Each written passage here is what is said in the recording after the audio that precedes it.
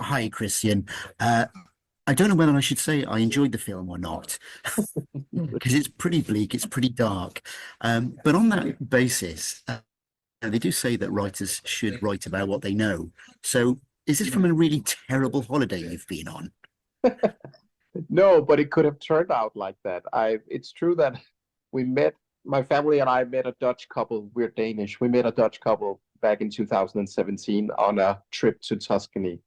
And we immediately thought they were great people, but also a little bit creepy. And they invited us, I remember, by email if we wanted to come and visit them. And we talked about it and we declined. And then I just thought about that idea. What if we had gone to their house, spending a weekend with strangers in a country we didn't know so well? And I immediately thought that could be a good plot for a horror movie. So I mean, it is based on some real events, but mostly it is imagination and like what is the worst that could happen between these two couples. But we kind of built the characters a little bit around who we met, and took some lines. But of course, we didn't have the cruel experience because we never went. Now, I wanted to talk to you about the casting. Now, the casting of the children. Now, as this film gets progressively bleaker and darker, I'm wondering how easy it was to cast the children, especially kind of with the parents having seen the script and in terms of what happens to the child Yeah, at the end. yeah, it's a good question. It was something I took very seriously, and I was also a bit nervous. Can you actually find these kids? And we had a lot of kids in the casting that was really brilliant as well, but were too vulnerable, and also parents that you know just wanted them to be in a movie. And we chose somebody where we could have a very great relationship with the parents, because you also cast the parents. You have to have a relationship with them. They can be present on set. And because the script was so cruel, they obviously had a lot of questions. And then we just this the boy we used, he was only 6 at the time, but he has been in many Danish films, so for him it was totally professional. And the girl, it was her first time, but she really thought it was like a play, a game. She had so much fun, and she didn't have any problems knowing that this was only a film. So I didn't really experience any problems with them on set, but I must admit that I was aware all the time that they had a great experience, because otherwise you couldn't have done this. Uh, so I was lucky. Now, the casting of the parents, the guys especially play Bjorn and Louise, they have a not particularly easy role in there. They do suffer an absolute indignity at the end. So I'm guessing that must have been a one-take situation for them. The actors, you think? Yeah, the actors who play Bjorn and Louise in the Yeah, film. yeah. I mean, they were. I think it was their first, major parts in a film in Denmark. They are theater actors, and they were not in the beginning, like, they're not stars here. I could have picked up somebody else, but they were like the most ordinary people that came to the casting. And I wanted somebody who was just mediocre, ordinary, where everybody, like the rest of us, could relate to it. They shouldn't be too sexy. They shouldn't be too heroic. They should just be kind, ordinary people. And I immediately knew that they were the couple, but we also had to do a lot of workshops because they were not used to being in front of a camera. So we spent a lot of time in the pre-production preparing them to what happens when the camera is put on you. But it was the best choice I could make. I think they're excellent and so great to work with, and I couldn't have asked for anything better. And they were actually the first couple who came into the casting, and I could have just stopped there, but of course I casted a lot of others to be sure. But we ended up with my gut feeling that we should try this couple, and they did such a great job.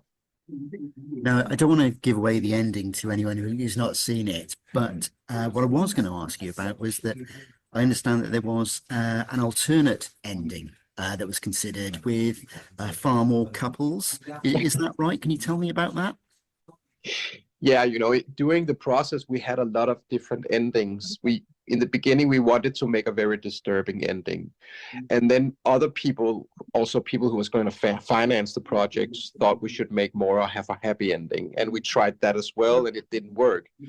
And for a long time, I think only 2 weeks before shooting, the story was a little bit different. It was more like a plot film where there was a lot of couples in this community who invited tourists to their place. So there was this mass massacre in the end where, 50 people were killed. And it was just, too much. It was over the top, and it seemed more like a B horror movie, and it was also too expensive to make.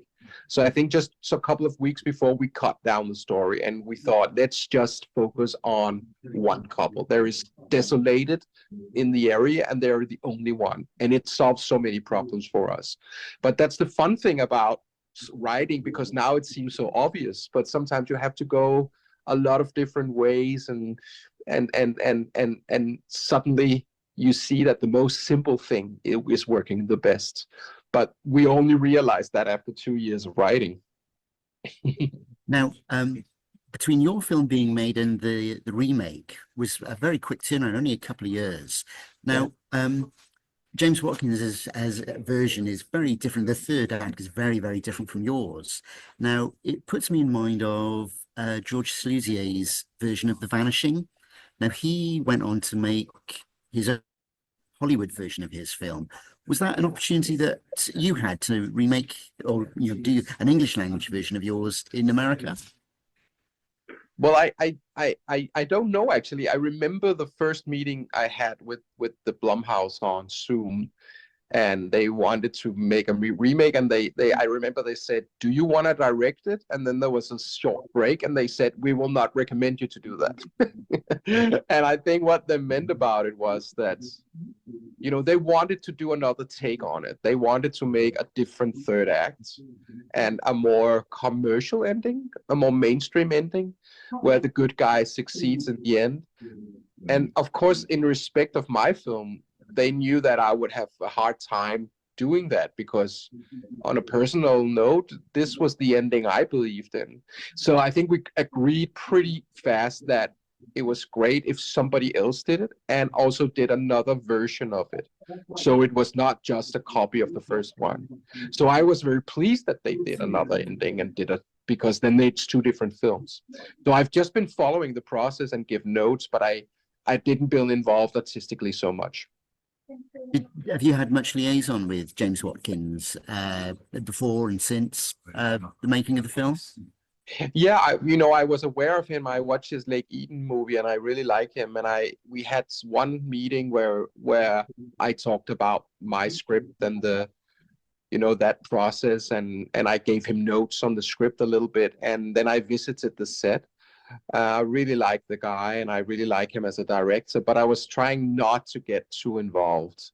It was also, it's also a crazy thing to see something you worked on for so many years, something that is so personal to you, see it done by somebody else. I mean, I liked it, I enjoyed it, but I think it would be too hard if I spent too much time on it. I wanted them to have free hands, and I just, regarded it a little bit from the outside, and I had a lot of fun with that. So moving forward, what's next for you? Are you going to go to Hollywood yourself, or are you going to stay where you are? Yeah, I don't know. I hopefully both.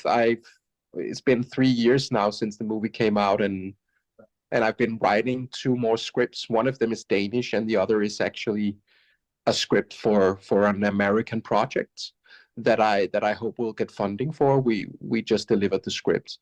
So yeah, my dreams of working in Hollywood is still there, I think, but it has to be the right things, and I have to have some, personal thing to say as well. But yeah, I'm in the system, and I also want to do other people's stuff. So maybe it'll happen next year.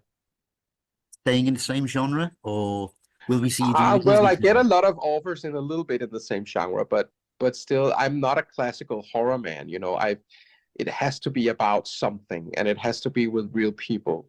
I'm not in a supernatural kind of work. I have no talent for that. So it has to be a horror, but solid planted on the earth.